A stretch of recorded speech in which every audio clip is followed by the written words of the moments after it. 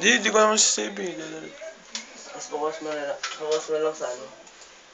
Hey. Manonood po siya ng mga shoutout kasi po nandun po ako. Ay mga pare, i-view nyo po yung ano ko ha. Ha? Ha? I-view nyo. Kita nyo po nanonood ang boy. Pasintabi po sa kumakain.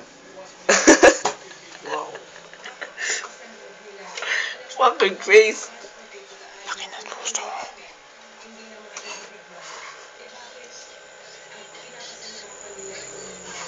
Hindi po maririnig kasi may nanonood po. Tuwang-tuwa yung lalaki.